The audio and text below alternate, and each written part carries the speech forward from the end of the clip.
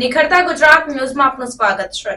કેન્દ્રીય મંત્રી અમિત શાહના હસ્તે સાબર ડેરીના 800 મેટ્રિક ટન પ્રતિદિનની ક્ષમતાવાળા અત્યાધુનિક કેટલ ફીડ પ્લાન્ટનું ઉદ્ઘાટન કરવામાં આવ્યું। હિંમતનગર ખાતે કેન્દ્રીય ગૃહ અને સહકારિતા મંત્રી અમિત શાહે સાબર ડેરીના ₹210 કરોડના ખર્ચે 800 મેટ્રિક ટન પ્રતિદિનની ક્ષમતાવાળા અત્યાધુનિક કેટલ ફીડ પ્લાન્ટના ઉદ્ઘાટન પ્રસંગે જણાવ્યું કે આ કેટલ ફીડ પ્લાન્ટનો પ્રારંભ થવાથી સાબરકાંઠા અને અરવલ્લી જિલ્લામાં દૂધ ઉત્પાદકોના દૂધાળા પશુઓ માટે સમતોલ અને પોષણયુક્ત આહારનો પુરવઠો વધુ માત્રામાં મળશે।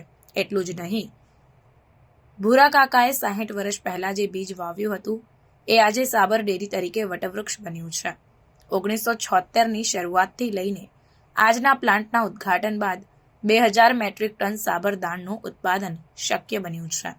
આ પ્રસંગે શ્વેત ક્રાંતિની વાત કરતા કેન્દ્રીય ગૃહમંત્રીએ કહ્યું કે શ્વેત ક્રાંતિની શરૂઆત ત્રિભુવન કાકાએ કરી હતી। શ્વેત ક્રાંતિને કારણે ગુજરાત નહીં, વિશ્વભરમાં એક સહકારિતા ક્ષેત્રમાં આમૂલ પરિવર્તન આવ્યું છે। દેશમાં થતા દૂધ ઉત્પાદનની વાત કરતા અમિત શાહે કહ્યું કે વર્ષ 1970માં માથાદીઠ 40 ગ્રામ પ્રતિ વ્યક્તિ દૂધ ઉપલબ્ધ થતું હતું, જ્યારે 2023-24માં સમગ્ર દેશમાં માથાદીઠ 167 ગ્રામ દૈનિક દૂધ ઉપલબ્ધ કરાવવામાં આવી રહ્યું છે।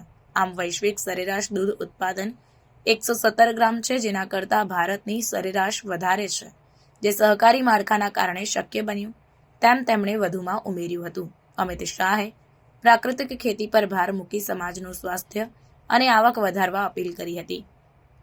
કેન્દ્રીય ગૃહમંત્રી અમિતભાઈ શાહે પ્રાકૃતિક કૃષિની વાત કરતા જણાવ્યું કે પ્રાકૃતિક ખેતી આવનારા દિવસોમાં ખેડૂતોની સમૃદ્ધિનું કારણ બનવાની છે। આ પ્રાકૃતિક ખેતી લોકોને કેન્સર, ડાયાબિટીસ અને બીપીથી મુક્ત બનાવશે, તેમ તેમણે વધુમાં ઉમેર્યું હતું।